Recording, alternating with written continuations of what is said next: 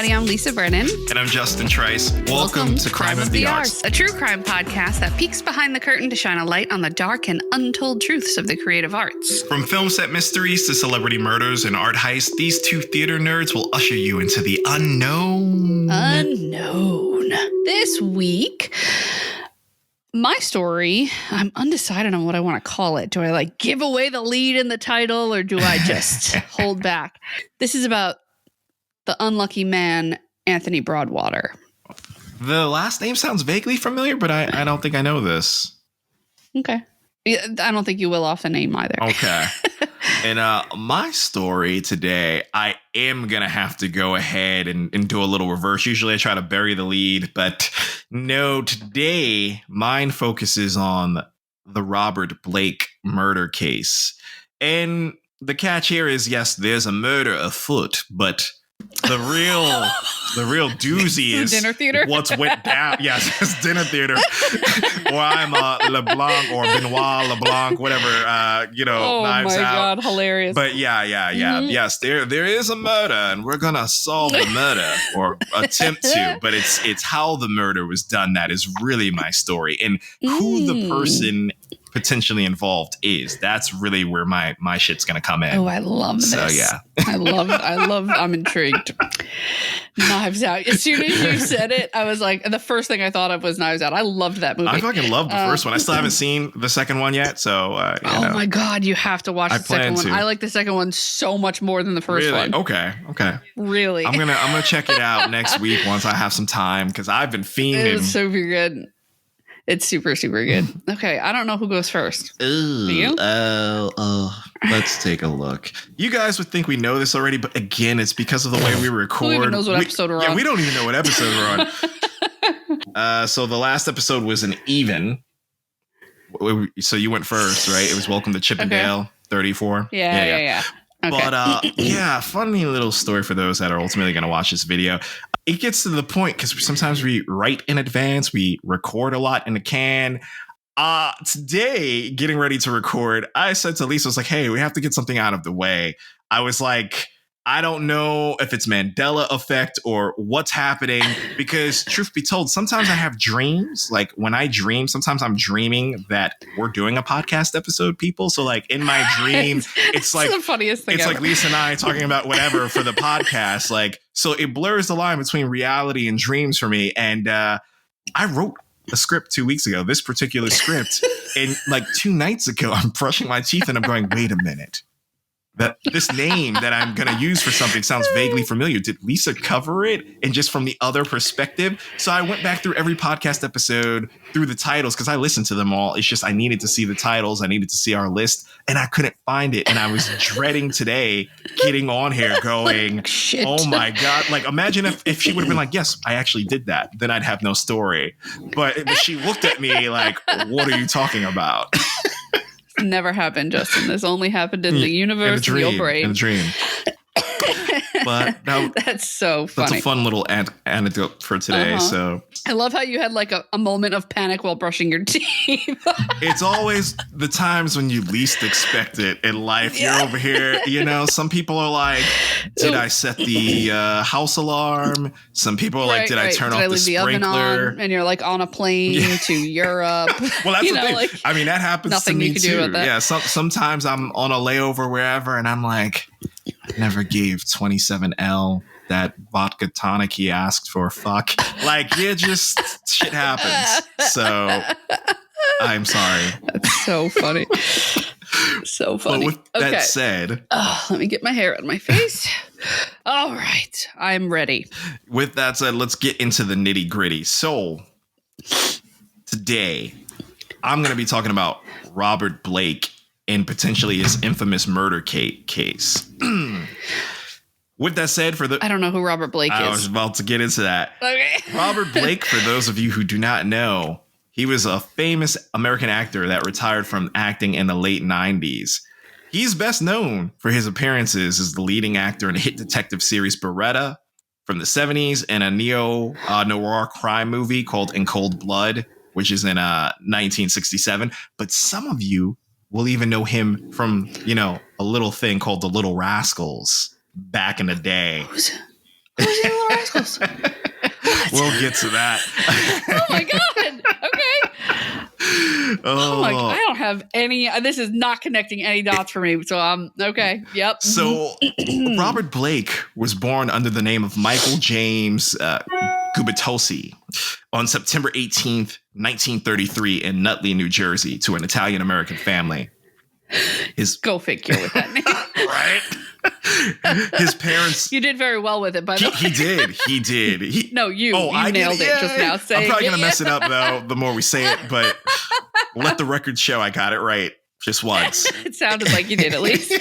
His parents, Giacomo and Elizabeth, were vaudeville performers, and he ended up spending a good portion of his childhood performing with his family's vaudeville act. The family moved to Los Angeles in 1938 when Robert was still 5 years old, and he began to pick up some work as a movie extra in Hollywood along with his siblings because he started acting at such a young age. He ended up working in Hollywood basically for nearly 60 years, making numerous appearances in movies and TV shows up until his retirement in the late 90s. Despite having a rich background in the arts through his family, his life at home was not always a pleasant experience. His father was an alcoholic who frequently abused him and his siblings at home. We're going to get into abuse in a little bit. Can't wait. They were also introduced to liquor and cigarettes at a very young age, around that time that they got their start in show business. Because again, this is the 30s, and that's all those kid actors. I mean, in the 30s, everyone smoked cigarettes, but all those kids just become adults real quick. Exactly. When Robert had entered public school at the age of 10, he was often bullied by the other kids, which led him to fight a lot with the other students and eventually got him expelled from school. Although this allowed him to focus more on his time with performing arts and acting and all that jazz, he was unfortunately spending more time at home, where both his parents were abusing him physically and sexually. Shut the fuck up. Yeah, both his parents were involved within that. What the hell? I'm not justifying anything that might come from this story, but I again, it's these type of stories where I still have to inform of the past, because people are always asking these questions too, like what forms a person to do the things that they're doing. But right, what makes a serial killer? Those are all things that this is part of what makes true crime interesting, is the nature in which these people are created. Do they have any kind of effect on the actions that they make as adults? Exactly. So not only was he dealing with that type of abuse, and it was both ways between both parents. It was crazy. Other crazy events, and this is like all documented. You know, he talks about this within his life, where, like, for instance, he would be locked in the closet or forced to eat food off the floor as punishment. Things like that. This all kept happening to him to where he was like, fuck this, I'm done. So at the age of 14, he ran away from home. And that was that. Oh, it's so young. Yeah. So as a child actor, you know, as he continued his career, even though he now ran away from home, he went by the moniker Mickey Gubitosi and got his first movie appearance in 1939 as Toto in the MGM movie Bridal Suite. Not Wizard of Oz. Not Wizard of Oz. Yeah, and that's wild. So he's a minor. He's working in Hollywood. Yeah. He has no adults. Correct. I imagine that can't be a good combination. And he was already living an adult lifestyle with the alcohol and everything else. Yeah. And like, where the fuck does he live? He's 14 years old. Mm-hmm.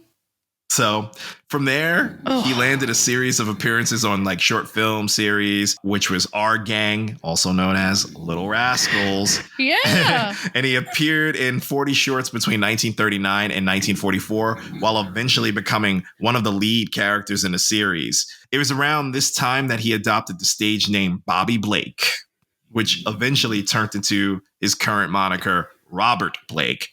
Because of his Italian-American heritage, he was often cast in roles portraying Native American and Latin American characters in various movies over the years due to the lack of representation and acceptance of those actors during that time. How fucked up was this time frame again, where he was playing Native American and Latin characters because they just didn't want to actually cast Native Americans and Latin. Yeah, and that like barely hasn't stopped. Yeah. All these decades and decades later. A lot to unpack there. Right there. when he reached adulthood, and we all know how this goes, when he reached adulthood, he was still trying to figure himself out, all these things. He was, in his case, though, he didn't have much time to do that because he was drafted into the U.S. Army in 1950, but was unable to find any work when he returned from the military at the age of 21. You're like, what do I do now for acting? Because everyone's used to seeing me as a kid or this and that. So now he's fucked on that, basically. Fucked on that. Yeah, pretty much. It makes me think of, again, full circle, the Charlie Brown stuff. We discussed that. It's like, that guy. Making that crossover into adulthood is difficult. It's brutal. So how did he cope with it? This time, for a person like him, it led him to developing a heroin and cocaine addiction as a young adult. Probably drugs and alcohol. While even resorting to selling drugs back then. So, this guy was, however, during all of that, he was still determined to get back into acting. So he sought after acting classes from another famous American actor at the time, James Corey, and made steady improvements in his personal and professional life. It kind of set him on the straight path. Not long after that, though, he started to find more work in Hollywood, and he began to establish himself as a regular adult actor in the industry. So it was around... No small feat. No small feat. Definitely not. It's like, I got to kick this habit, and I have to acknowledge I have to improve on myself and do these things. That alone, just that alone is very hard and very commendable, and to find drive in doing those. I don't know what his crime, what the crime is you're about to tell me. He's probably a garbage bag, but finding out that you can come to yourself and be like, I have a problem with drugs. I'm going to work on that. And I'm going to continue to work in an industry that I believe in and not take an easy way and not find yourself in prison or dead or all these things are pretty incredible to do. Exactly. Is he a garbage bag? He's a garbage bag. The world may never know. No, I'm just kidding. So it was around the 1960s when he started to land more noticeable roles in Hollywood, and his acting career began to really take off. So he appeared in films such as PT 109, The Greatest Story Ever Told, and This Property is Condemned. At least one of those films I named to you is a classic. That would be The Greatest Story Ever Told. Take a look at that one. One of the most notable movies he appeared in during that time frame was the neo-noir crime movie In Cold Blood, which was in 1967. It's not after. Is that when did the Capote in Cold Blood come out? Not anything related to that. This film was in 1967, and he ironically played a real life murderer named Perry Smith. Oh yeah, that's the story. Yeah, that's the Capote story. Hold on a second. Hold please. Yeah, many definitely consider that to be his breakout role that put him like on the map as an actor, an adult actor. It is an adaptation of Capote's story. That's cool. That's such a great. Scott Wilson. He played it across. He was Herschel. Yeah, he played the guy who played Herschel on The Walking Dead was his counterpart in that movie. Small world. Sorry. No, you're good. You're good. Suck down a rabbit hole. Okay. It's putting it more in perspective because people are probably still like, who is this man? We don't know. Now you put it on the map. So that allegedly that's what put him on the map as an adult actor. So he continued to land more roles in various films and TV series throughout the years while cementing his quote unquote legacy as an actor. But during the 70s, he landed one of his most recognized roles as an unorthodox plainclothes undercover detective in the TV series Beretta.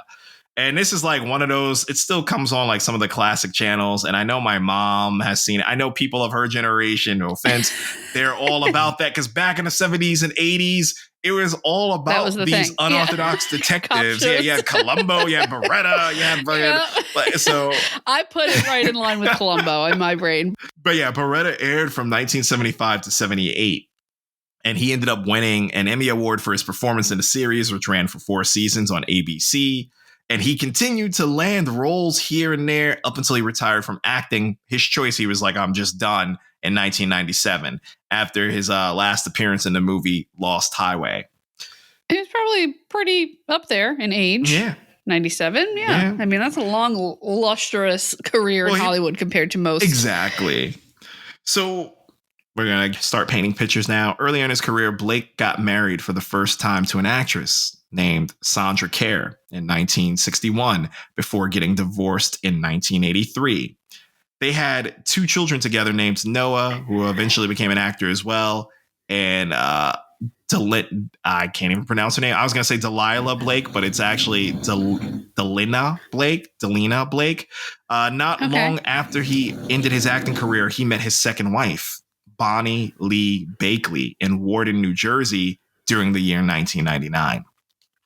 At that point in time, what happened to his first wife? They got divorced in 83. Okay. So they were married from 61 to 83. No. They got divorced. I mean, they were married from 1961, got divorced in 83. So they had a long marriage. So he had been divorced since 83. And then finally in 99, he met Bonnie Lee Bakley. At that point in time, she had already been married 9 different times and had a history of getting with older men, particularly celebrities, to exploit them for money, allegedly. Ma'am, listen, 9, 10 does not make the winner. Guarantee you. It's a lot of divorces, and it's a lot of money spent on divorces. God damn, 9 times. Now that we're going to get into this, you guys are going to be like, yeah, Justin had to fucking lead off saying it was a murder case because we got too much shit happening here. But now around that time that Robert and Bonnie had gotten together, she had also been dating Christian Brando, who is the son of Marlon Brando. Yeah. At the same time when she was seeing Robert. So she then got pregnant and told both of them that the baby... that they were the fathers. What is wrong with this woman? Yeah, she got pregnant and told both of them that the baby was theirs at first. When the baby was born, she named it Christian Shannon Brando and claimed that Brando was father initially. She wanted that Marlon Brando money. However, basically, Robert insisted that she take a paternity test. Thank God someone brought it up to prove who the real father is. And the results actually proved that Robert was actually the biological father of the child. You are the father. Oh, yeah, you are the father. Robert Blake, you are the father.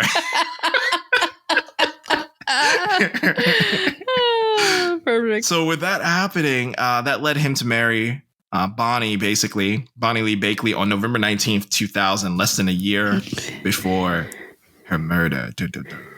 How old? Okay, hold on. Well, she's younger. You said she dates older men. Yeah, she's younger. He's got to be like... Well, again, he was born, what did I tell you, 36, 35? Yeah, I mean, he's up there. He's up there. He was like what, in his 50s, basically? No, it's got to be more than that. I don't know. On. Okay, we can do the math in a second. Sorry, folks, we're terrible at math. We don't do math. We're podcasters. We don't. But yeah, see, this is gonna bug me Left now. side of the brain, people. Hold on. Let's take a look. It's gonna bother me now. I'm gonna give you the numbers to calculate. So yeah, he was born in 33. 33, and he married her. Had a child when? Well, he got her pregnant essentially like 99. Yeah. He's fucking 66 years old. Yeah. He's a fucking senior citizen. I will say this though, if you look up pictures of him back then during that time, he didn't look like a senior citizen. That doesn't fucking matter. No. I'm not saying that matters. No, what I'm saying though is, as old as he was, maybe he looks like he was 40s or 50s. I'm just saying he was a very fit old dude. Sorry, that's why I'm like bugging out, because like I'm at the tail end age of having babies, and I'm 35. So like, well, be your daddy. Let's not forget about Clint Eastwood and all these others that were like having kids in their fucking 70s and 80s. Okay. No, thank you. But yeah, so they got married, like I said, November 19th, 2000. On May 4th, 2001, Bonnie and Robert went out together to get dinner at Vitello's Italian restaurant in Studio City, California. Shortly after, Bonnie was murdered after being fatally shot in the head while sitting in Blake's vehicle, which was parked around the corner from the restaurant behind a dumpster across the street, right next to a construction site. Okay. Robert... I feel like this is like a that's like exactly. I told you all. Stay tuned. Okay. Robert claimed that he had returned to the restaurant to retrieve a pistol that he left inside and wasn't present when the shooting happened in his car. What? That doesn't That's a bad lie. It's a bad lie. This theory was supported later on in an investigation process when the authorities were able to find that the gun he retrieved from the restaurant was in fact not the murder weapon used on Blakely.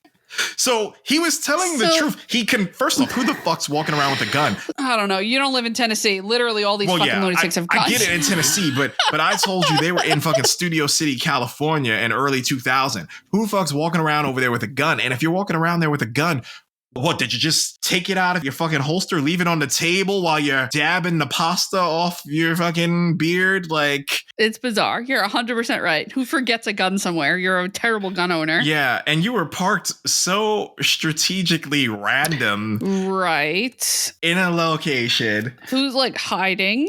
And you have like this alibi. Oh, I have to go back inside, honey. I left my gun. You just conveniently left the gun, So and then weird. this happens. Robert was arrested basically and charged with Bonnie Lee Blakely's murder less than a year later on April 18th, 2002, along with his longtime bodyguard, Earl Caldwell. One of the key pieces of evidence that gave the LAPD more grounds to proceed with the arrest was the decision of a retired stuntman, Ronald Duffy Hambleton. It's a dope name. It's a hell of a name. I'm like, I just picture this guy BMXing off of like 30 school buses, like Evel Knievel. Ronald Duffy Hambleton. That retired stuntman had decided to come forward and testify against him in court. He claimed that Robert had approached him in the past and tried to hire him to kill Bonnie. Uh-huh. Another retired stuntman and associate of Hambleton's, Gary McLarty, later came forward to claim that he too. It's a terrible name. Well, that sounds like a henchman name. That sounded like he would have been a part of it. But Right. he came forward later to claim that he too had been approached with a similar request from Robert Blake. Whoa, almost took down the whole kit and caboodle. There we go. Okay. No, you're good. Go ahead. So, yeah, Robert Blake, like I said, was later charged with one count of murder with special circumstances on April 22nd, 2002, which came with... What does that mean? You're going to find out. Okay. I mean, the special circumstances is essentially these people are stating he asked to hire them for murder, but... Okay, Yeah. okay. Got it. It came with a possibility of the death penalty, though. In California? Yeah. Wow. This was early 2000s. He was also charged with one count of conspiracy to commit murder and 2 counts of solicitation of murder, to which he pled not guilty to all charges against him. Huh. After spending a year in jail, he was released on bail for $1.5 million, and he was placed on house arrest pending his trial, which didn't begin until the following year on December 20th, 2004.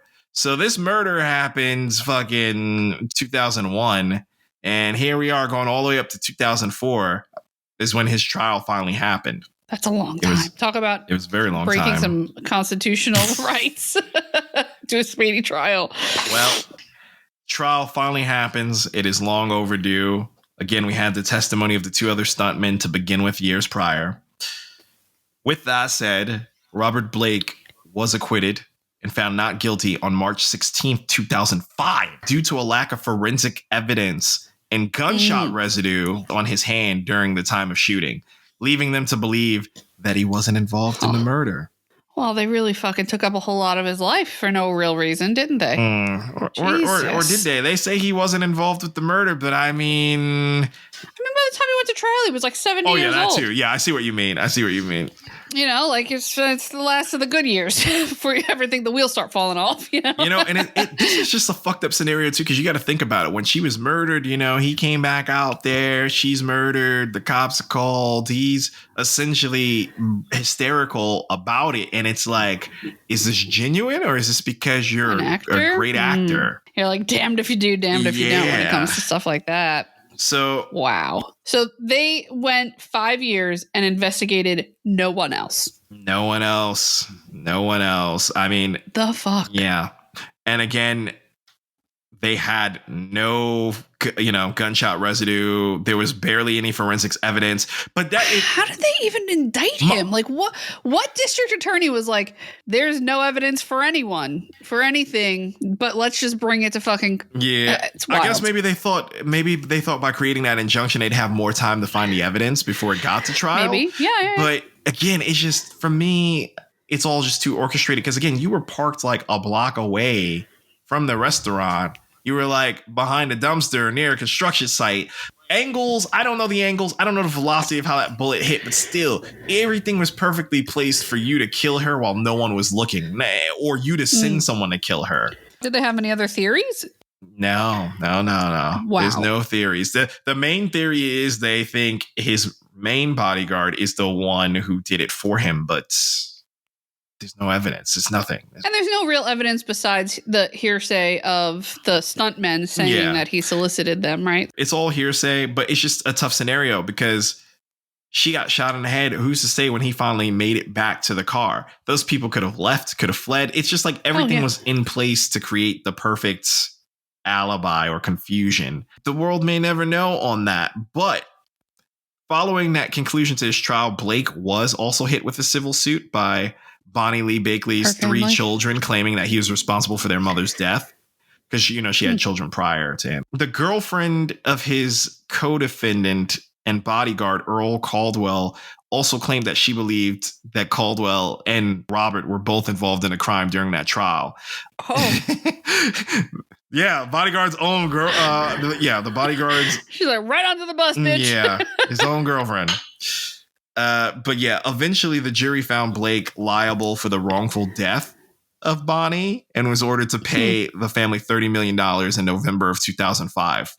It's a lot of money. He countered by filing bankruptcy in February of 2006, which led them to cut his penalty assessment to $15 million instead of 30 owed. In the years after the trial, Blake became more reclusive as he struggled with the debt he accumulated, including around $3 million in legal fees alone from his court appearance.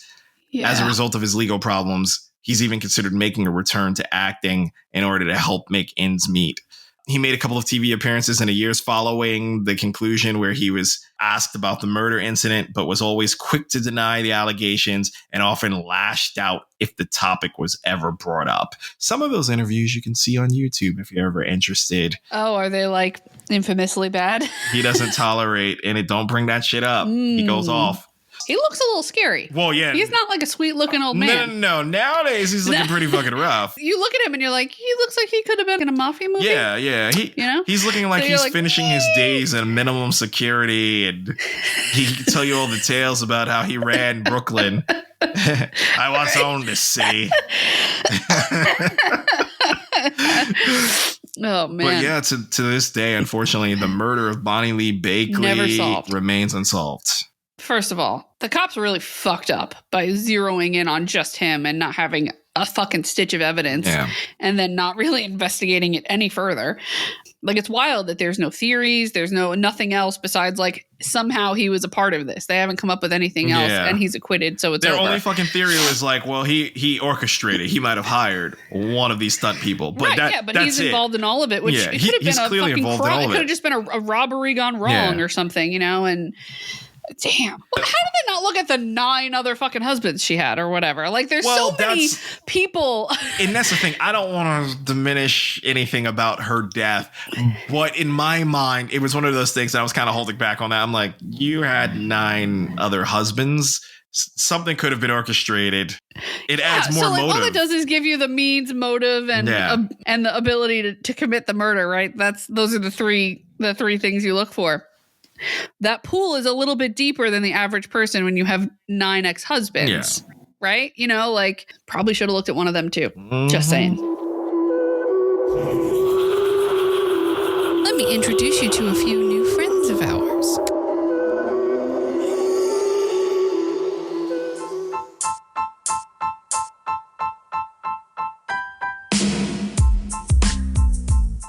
Hello, everyone. Welcome back for Season 2 of the Status Alternative Podcast.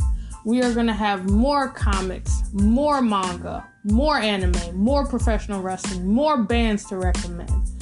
So, with that all being said, gear up, sit back, relax, and enjoy your favorite podcast, the Status Alternative Podcast.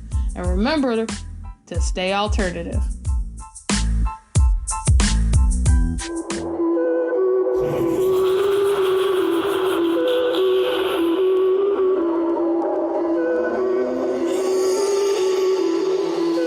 So this is the story about an unlucky man named Anthony Broadwater.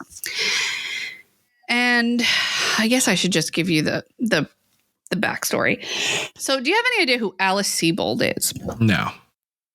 Okay. Alice Sebold is an author, and she's written, you've heard of The Lovely Bones? Yes. There was a movie. So she's the author of The Lovely Bones. And that's why this all fits in our story. She wrote a book, and it was a memoir, and I actually read it when we were in college, or I started to. And it's called Lucky. And this entire memoir is her retelling of her rape experience in like the 80s in Syracuse, New York. Okay. And I love to read. I don't often read memoirs. I don't often read things that are very much real life because I use reading as an escape tool rather than to educate. So I read this book, and it's like one of the only books in my life that I couldn't finish because it was so heart-wrenching to read this story. And now that I have this story to tell you, I feel like I have to go back and read this book. I just don't know how I'm going to do it because it's really, really, really sad. Oh, no. The book is so sad.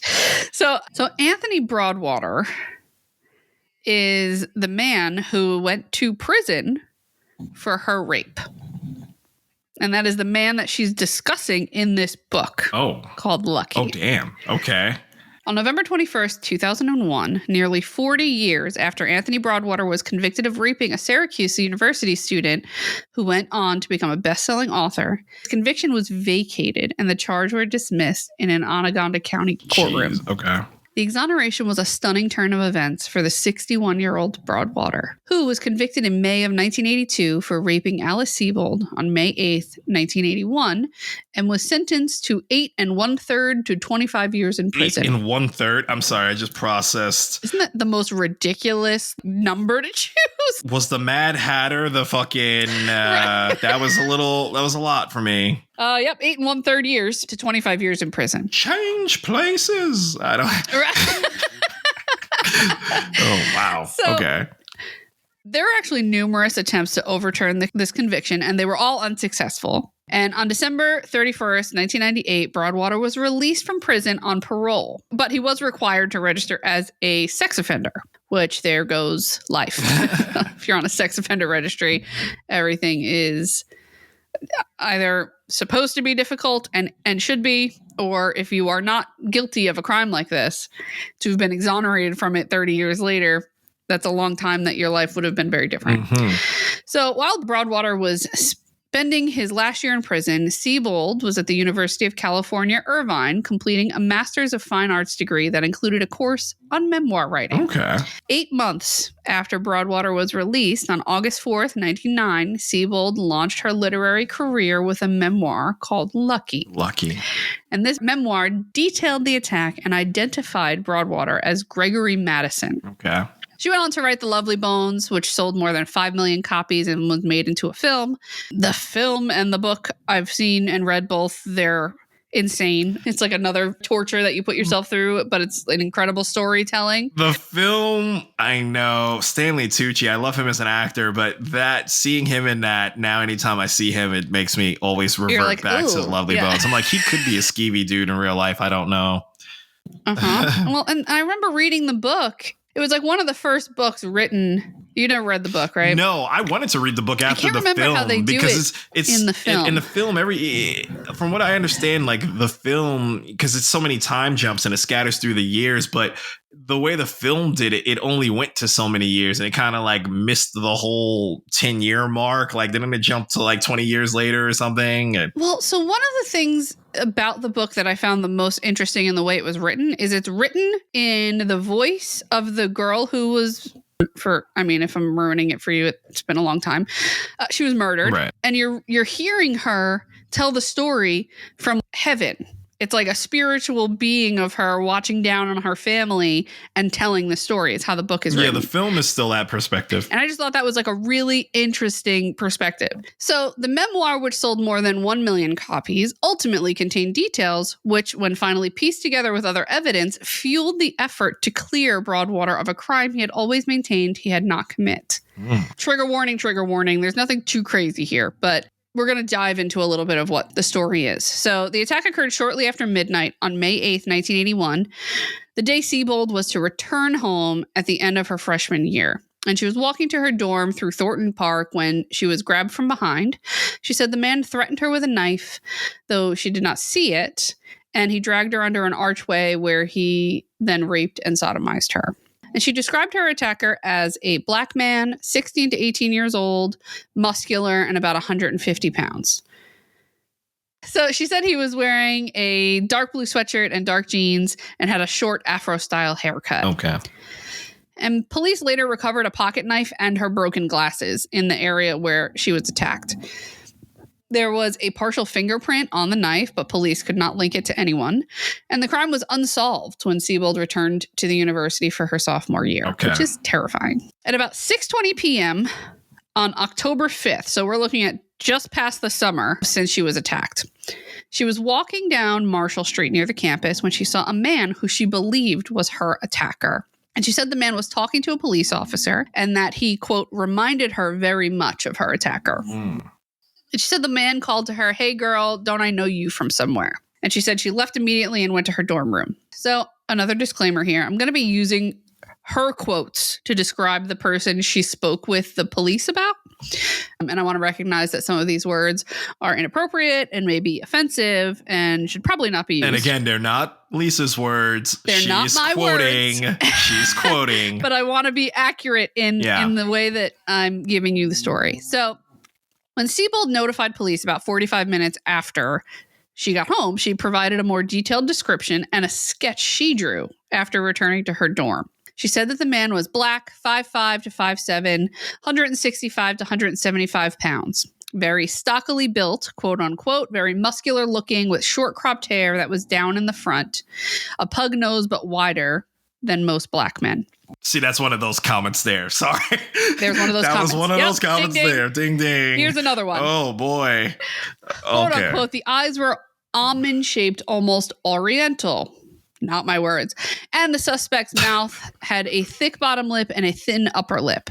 She said he had a short neck with a boxy jawline and a dark, quote unquote, but not too dark complexion.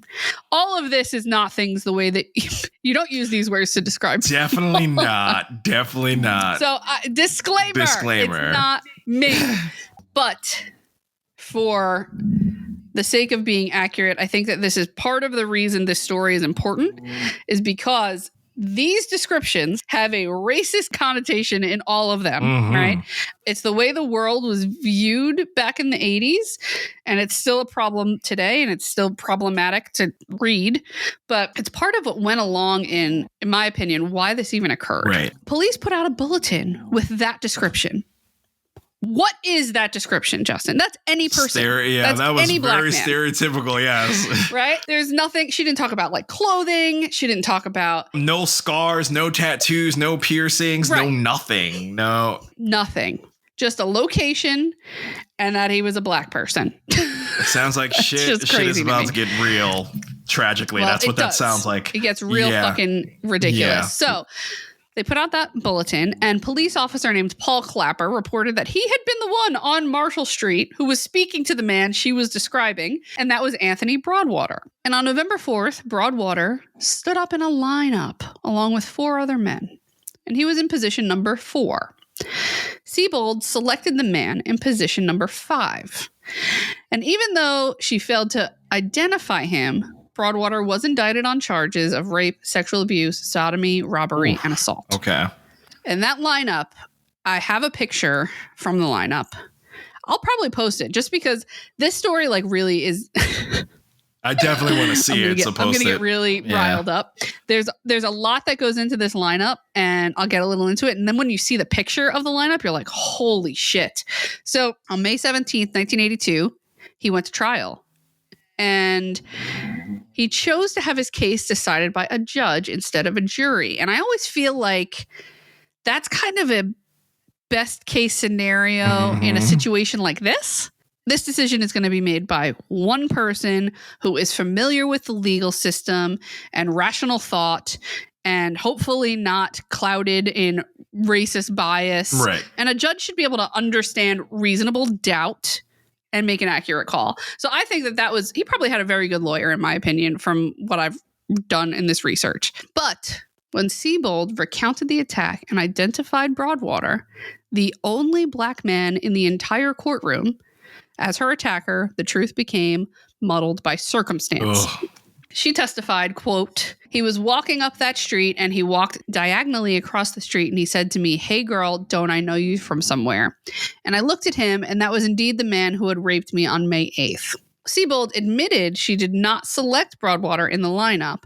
She said that Broadwater and the man in position number 5, whose name is Henry Hudson, so remember that? Henry Hudson, okay. They resembled each other. And she said she picked Hudson because he looked at me through the glass window. And she marked the box indicating she had picked the man in position 5. And her quote is, "Because I was very scared. And he was looking at me and I saw the eyes and the way the lineup is. It's not like it's on television. And you're standing right next to the person and he looks like he's 2 feet away from you. He looked at me and I picked him."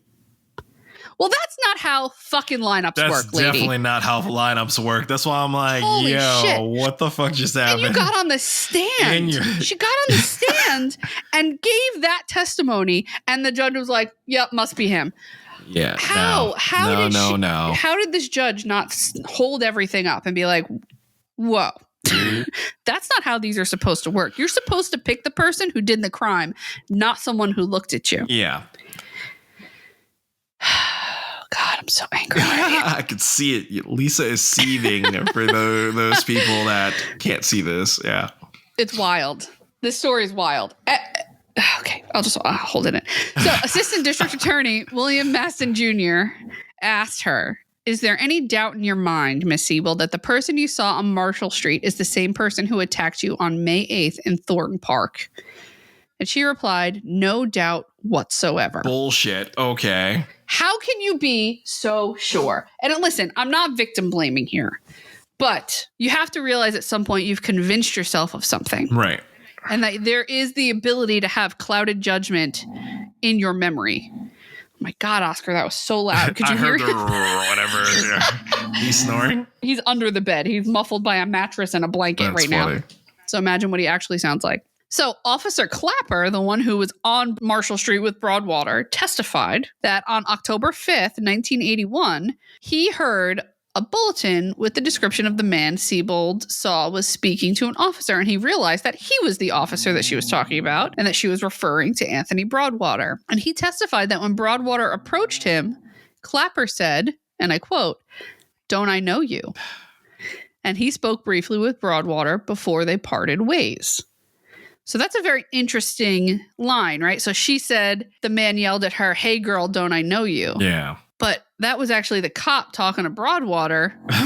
And the "hey girl" wasn't a part of this. And Broadwater had never even spoken to her based off of this testimony. Yeah. So like what I don't see in the research is the cop saying he never saw him speak to her.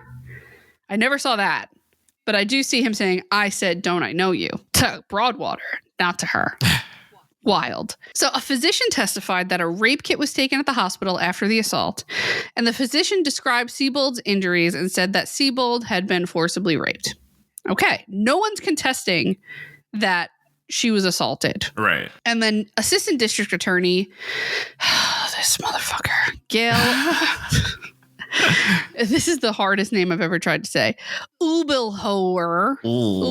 We're just going to call it the Assistant District Attorney. Whatever you said sounds accurate to me, because I would probably butcher it worse.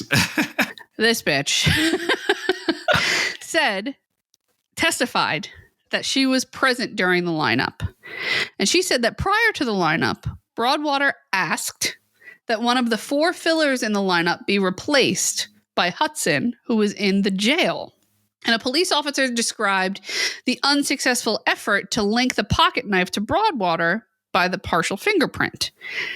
The knife was not allowed into evidence because Sebold never saw it and it could not be connected to the crime. It could have just been a pocket knife somebody threw and it just happened to be next to her glasses. Right. So, a police crime lab analyst testified that he compared a pubic hair that was recovered from Sebold to a pubic hair obtained from Mr. Broadwater. And the attorney asked, were the various characteristics found consistent or inconsistent with hair having come from Anthony Broadwater? And he testified the hair recovered was consistent as having come from Anthony Broadwater. That was his quote. All of the various characteristics you had mentioned, did you find anything at all inconsistent between the two hair samples? And he said he did not. Now, we already know that visual hair sample forensics is like junk science. Correct. There's nothing scientific about it. It's purely up to opinion, but somehow it still put tons of people in jail, which is something I'll get to in a minute. Yeah. So what do we have so far? We have an assistant district attorney who said she was present for the lineup, that Broadwater asked for a replacement, is someone specifically who looked like him, which Alice Sebold said they looked similar, and they do. Justin, if you look at this lineup, this is the thing that gets me, right? The dude who is in number 5 next to Broadwater, number 4, they are both significantly shorter than the other 3 guys. Okay. They're all black men, but they kind of do resemble each other, not in face, but like their body structure and their height. They both have rounder faces than the other guys. They do look similar, but like what a random thing to say that he said, I want that guy who I know is in jail. It's just a weird thing. He wasn't arrested. He was in a lineup. Yeah, it's not adding up. Right. None of it's adding up. So Justice Walter Gorman was the judge who presided over this trial. And he actually interjected in the questioning. And he said, though the testing that you performed on the 2 samples of hair that you prepared, is it simple to rule out? Like, is it simple to rule out one person or the other? And he said, yes, it is. And with respect to the hair sample, you stated that all the tests that you had, all the comparisons, all the characteristics were similar. Is that correct? And he said, yes, that is correct. They were consistent.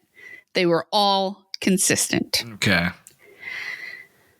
But even with that testimony, you cannot say positively, based upon, say, a reasonable degree of chemical certainty that the defendant is the person. And he said, no, sir, I cannot. Okay. Feel like that's pretty clear. Right? There's no DNA testing in the 80s to say that this is definitively that person's biological hair. So no serological testing was performed on the rape kit, although semen was identified to be present. So again, DNA is not a thing. It makes all of this very difficult. But, you know, there was something that happened in policing back then that some good detectives and some good forensic scientists had like the foresight to be like, science is going to catch up with this at some point.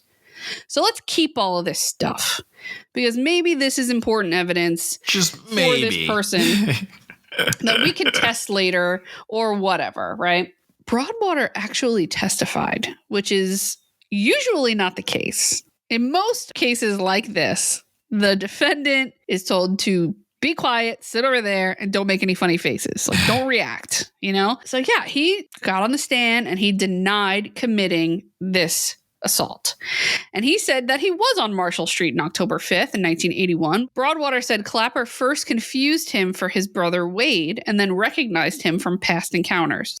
He denied that he addressed Sebold in any fashion whatsoever. And that's kind of crazy, isn't it? That this is all about what she heard one night walking home. And he could have been talking to the cop and she just misheard it. It could have been a conversation not even happening between him and the cop at all. And because of her fear in her previous encounter and him being a black man, she sort of concocted this whole fucking scenario in one night. And it changed the course of this man's life completely. And I'm not saying that what she did was she's not at fault here for being afraid. Right. Like, I want to just make that clear. I don't feel like it's something she did that necessarily made this happen. She has a part in it. And there's a lot of people who have hands in it. But her innate fear created a scenario. And there wasn't enough people looking in to be like, we should question this. Right. So Broadwater testified that he had a scar on his forehead and under his eye. And he had a tooth which had been chipped off while he was in the Marines and he served our country. Damn. So these features should have been distinguishing features that Sebold had not mentioned in her description. Like you said, no scarring, no tattoos, nothing like that. Broadwater also denied that he knew Henry Hudson, number 5, who was in the lineup with him. He said he also did not demand that Hudson be placed in that lineup. During closing arguments, the prosecutor noted that the forensic scientist, the hair analyst, had compared physical characteristics of the pubic hair recovered from the rape kit with Broadwater's pubic hair. And, quote, there was not one characteristic out of the 11 or 12 named that were inconsistent. And if you notice, he said physical characteristics, not DNA characteristics or analysis, since it's 1981. Right. So he's quoted in saying, this is Broadwater's lawyer. He said, all he could say was that it was consistent. I don't like the use of that word at all. That is the most anybody could ever say about a hair sample, is that it is consistent or it is not consistent. The same way that all a physician could say about a fact that this woman was raped is that it was consistent with the science that they saw. You would draw a parallel between the two, the seriousness, which I think the court should give to those two pieces of evidence.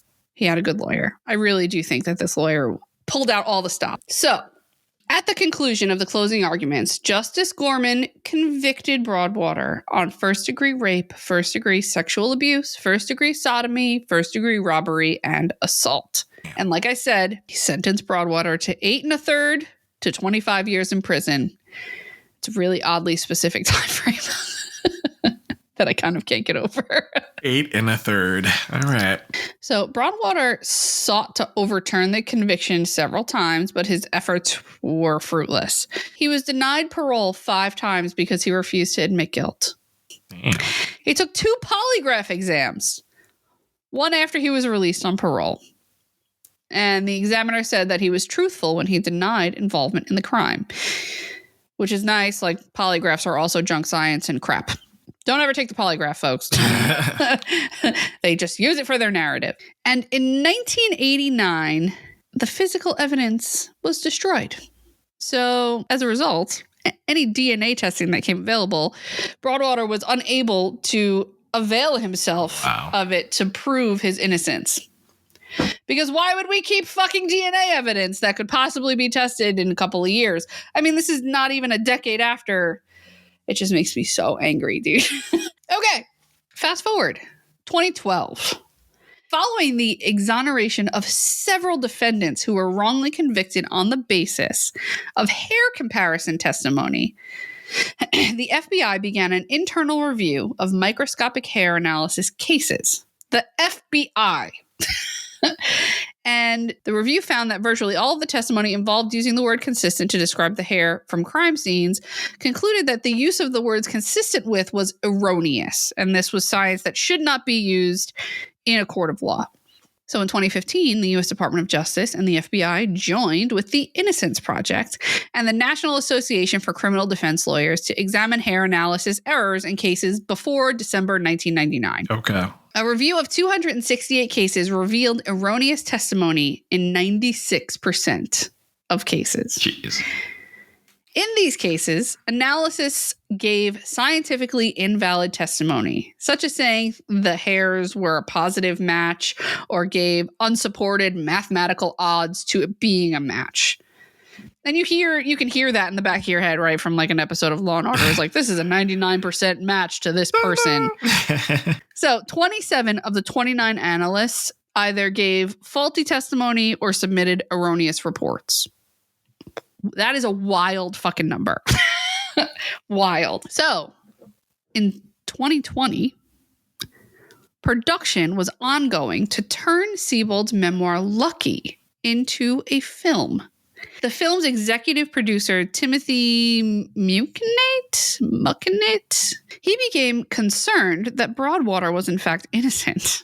And he hired a private investigator to take a look at this case. And truly, this man is the whole fucking reason that we're here today. Okay. The investigator eventually connected that producer to Syracuse defense lawyer David Hammond, who brought in another criminal defense lawyer named Melissa Schwartz. Ultimately, following the reinvestigation, the lawyers brought the case to the Onondaga County District Attorney's Office. On November 10th, 21, Hammond and Schwartz filed a motion seeking to vacate Broadwater's convictions. Okay. 2021, this man was convicted in 1982. The motion cited the discrediting of hair comparison testimony and also cited a portion of Sebold's memoirs that described the lineup. Now, this is where I start to lose my fucking mind. Okay? Oh, boy. Oh, my God. I don't know how they published this book and no one turned around and was like, what the fuck? Until they started to try to make it into a movie. Okay. In her book, she said that the men in positions 4 and 5, quote, looked like identical twins. She had doubts about her selection immediately, telling a detective who was running the lineup, it was 4, wasn't it? Girl. And she wrote that when the detective said he could not tell her, she realized I needed to rebuild my case. These are quotes from her book. This is fucking crazy. Sebold wrote that right after she chose number 5, the prosecutor entered the room in a state of anger, yelling, well, we got the hair out of the bastard. And the detective then said that Sebold now thinks it's number 4 and told Sebold, of course you chose the wrong one. He and his attorney worked to make sure you'd never have a chance. Let's take that back. They have to rebuild the whole case.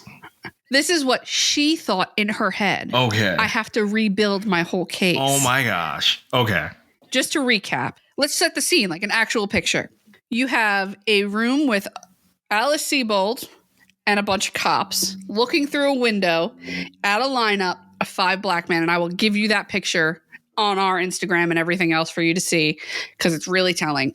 And when you see Henry Hudson and Anthony Broadwater, your brain's going to hurt because they really do have similar characteristics. And like I said, he did not ask for that man to be there. They went into the jail and went, these 2 people look similar. Give me that guy. This is fucking crazy. Okay. So she goes in, she picks the guy who's already in jail, and the prosecutor storms in yelling, well, at least we have the other guy's hair sample to go off of.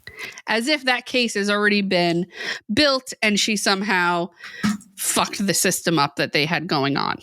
You know what I mean? Mm-hmm. From that point, she thought, I have to rebuild my case. Like as if she has to be strategic in some way in how she chooses this. And like, I understand the thought of wanting justice, but you don't want justice that's not real. Yeah, you're now fucking over someone else's life to achieve that. Like you're jeopardizing someone else's entire livelihood. Yeah, and I try to think like she was young. She's probably like 18, 19 years old. You don't really have like a broad view of life at that point. Your brain is still developing. So maybe she can't see like that far outside of herself in this scenario, but it's crazy. Like I said, the attorney came in yelling that at least we have the hair sample, right? And the detective in the room actually warned the prosecutor to stop talking. And that person, the prosecutor, who's a woman, by the way, said she has a right to know.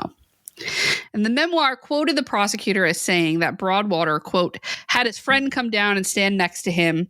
We had to send a car to the prison to get him here, and they wouldn't go ahead until he showed. They totally worked a number on you. He uses that friend, or that friend uses him, in every lineup they do. They're dead ringers. This is a quote that Sebold wrote in her book. And then according to the memoir, he explained that the quote-unquote friend purposely looked scary to psych her out while Broadwater looked innocently downward. Talk about witness tampering. What the fuck is that, Justin? And what is this prosecutor?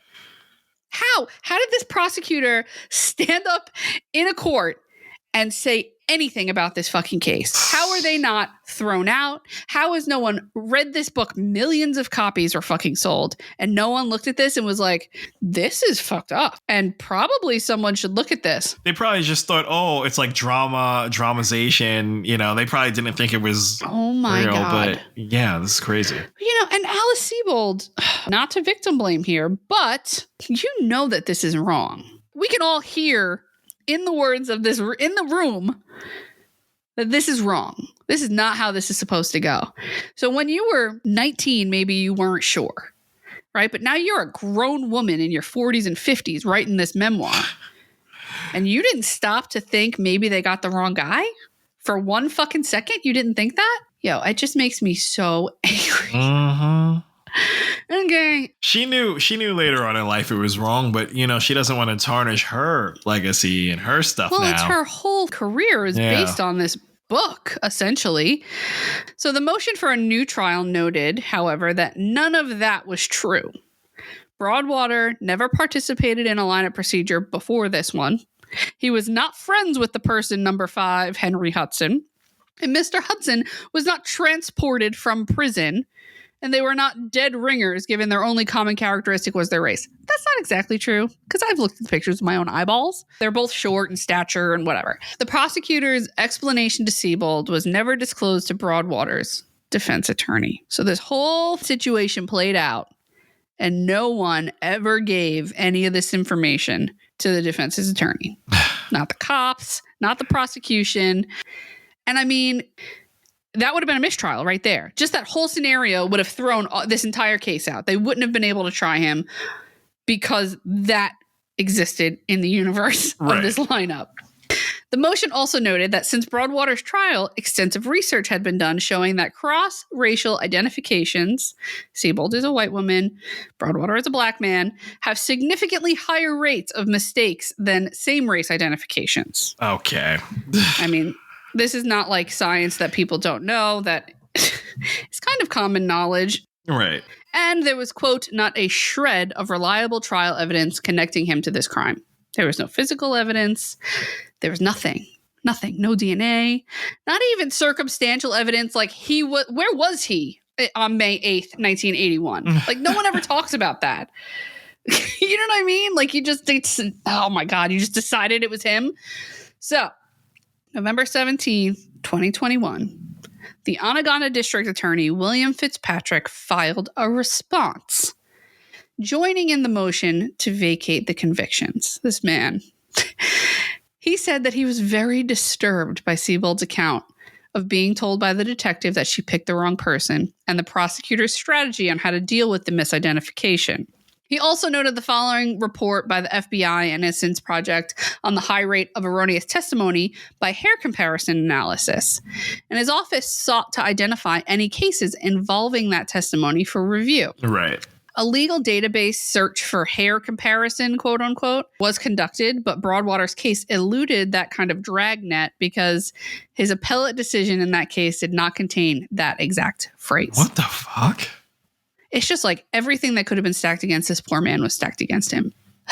So the identification in this case was seriously flawed and perhaps through no fault of Miss Sebold's, tainted as well, Fitzpatrick said in an interview. The people joined Mr. Broadwater's motion to vacate his conviction. And on November 22nd, 2021, Supreme Court Justice Gordon Cuffey granted the motion to vacate the convictions. Oh, okay. It means it's gone from the record. Okay, finally. Fitzpatrick then dismissed the case. So just like what we talked about in Adnan Syed's case, the conviction was vacated for the murder of Heyman Lee, and then they had to wait and see if he was going to be retried. They dismissed the case, and it was gone forever. That's it. Still, all those years lost. I mean... Lost. So Broadwater sobbed at the defense table when his convictions were... Oh, it's making me emotional. When his convictions were dismissed. And he was holding his head in his hands, and later he said, I never ever thought I would see the day that I would be exonerated. And 8 days after, Sebold issued an apology. And I am a person with normal feelings, and maybe my feelings aren't right, but I don't love this. No. I am grateful that Mr. Broadwater has finally been vindicated, but the fact remains that 40 years ago, he became another black man brutalized by our flawed legal system. I will forever be sorry for what was done to him, and I will continue to struggle with the role I unwittingly played within a system that sent an innocent man to jail. I will also grapple with the fact that my rapist will, in all likely, never be known, may have gone on to rape other women, and certainly will never serve the time in prison that Mr. Broadwater did. I don't know how I feel about that statement. I'm like... It's very mixed for me. It's essentially... Because it took a minute for her to kind of... take she control went in of about that. the justice system first. She should have went in about her actions before the I don't. Yeah, I don't know. I'm not feeling it. I don't feel like Not feeling it. right. Not feeling I feel like I'm supposed to not feel this way. Is that weird? And I don't blame her for this, but I don't know what she could have said in this apology besides like, I'm sorry for the part that I took in this. I was also young and did what I thought was right, but. And I'll have to live with that for the rest of my life now. Like, right. I mean, you need to. I don't know. It all just feels like shit. So the project to turn the book Lucky into a film was scrapped. As it should be. Fucking should be. As it should be. Jesus Christmas. Yeah. So go write a story about Anthony Broadwater. If you're going to tell this story, tell that man's story. Right? Why is this fucking... They're missing the mark here. They really are missing the mark. And in February of 2020, Broadwater filed a claim in New York court seeking $50 million in compensation. And November 22, he filed a federal lawsuit against the city of Syracuse and the Oneida County District Attorney's Office. Broadwater was essentially doomed by a series of bad decisions by Syracuse legal authorities. They sought justice for a white college girl who was raped in a city park, and they paid too little heed to the destruction of a poor black man's life. A judge declared him guilty based on the wobbly identification and some unreliable hair evidence. Mm-hmm. Appellate courts consistently failed to see the wrongs of this case. There's just too many eyes on this for such a long amount of time to have allowed this. They allowed it to go on this long.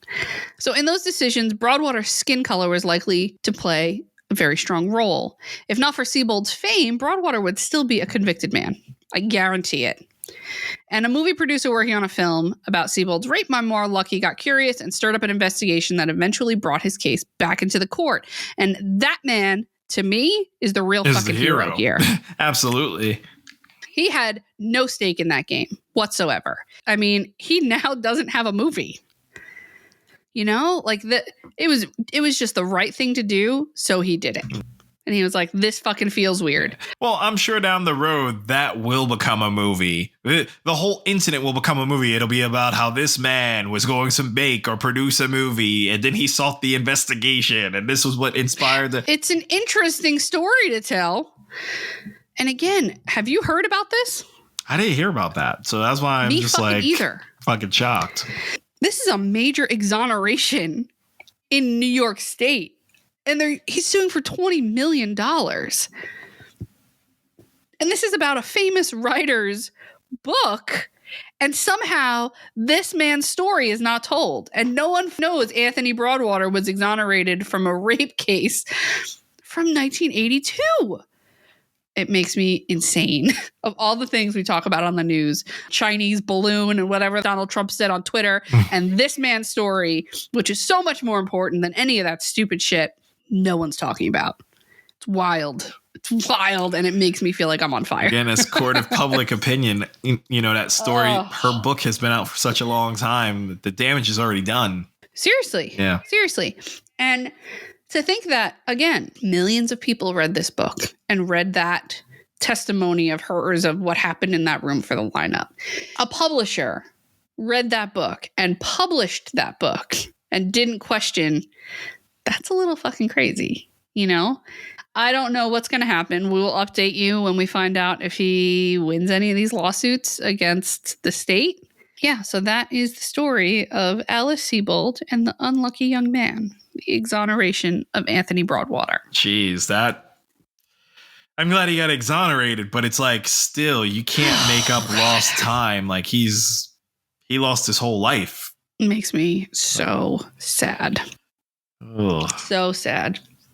Justin and I had a little chat before we started recording today about how I seem to be drawn to these kind of stories about racial injustice, and I'm just going to keep bringing them because I feel so innately moved by all of these stories. And this was one that kind of like had an ending that was better than most scenarios.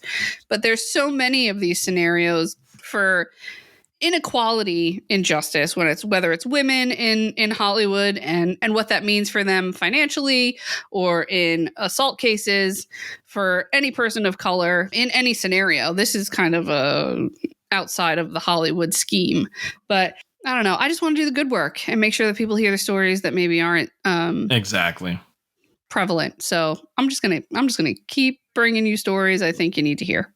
Keep doing it. Yeah, God, that feels heavy. Okay, so it is time to activate the giveaway. The giveaway. The giveaway. Okay, folks. Oh, boy. Here's the deal. We have hats and t-shirts that we are ready to give away. But here's the thing. There's a few things you have to do in order to be entered to win. We're going to give away one hat and one t-shirt. And let's say the first 20 people, if we even get that many, to do this, will get mailed stickers or something. We have 2 kinds of stickers we can mail out. So what we're looking for is something to entice you to go on and give us a rating and review on Apple Podcasts or any platform that you listen on. So what I need in order to put you in the running is just send us an email after you do it. Tell me, hey, I put this review up. Here's my 5-star rating and review. It's on Spotify or it's on Apple Podcasts. That's the handle I used. And then I will write you back and we'll put you in the running. And then we're going to pick 2 people and you can pick whether you want a hat or a shirt. Sound good? Sounds good. Get them freebies, y'all. Get them. Yeah. And then everyone else will send you stickers. We have some fun ones that look like tickets and we have some ones that look like the album cover. But yeah, we just want to engage with you. We want to give you a little something for a little something back. And, we're trying real hard to get our stories out there. And I think that we do important work here. And it's hard to get into the algorithm. So the way that we get in that algorithm is you go give us a rating.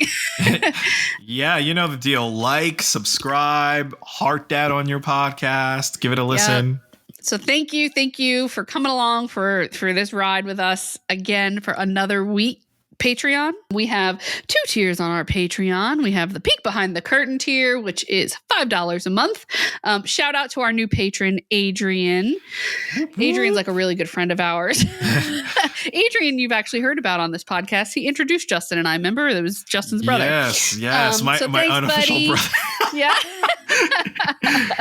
Thanks, Adrian. We love you, man. Always so supportive. Always appreciate your support. Yeah, he's been a day one listener, and like every week he's commenting or letting us know about the podcast. And he actually told me, he's like, I'm gonna go with your Patreon one of these days. And then like a week or so ago, Lisa told me, she's like, we have a new patron. I said, who is it? She said, it's Adrian. I'm like, oh wow, he actually did it.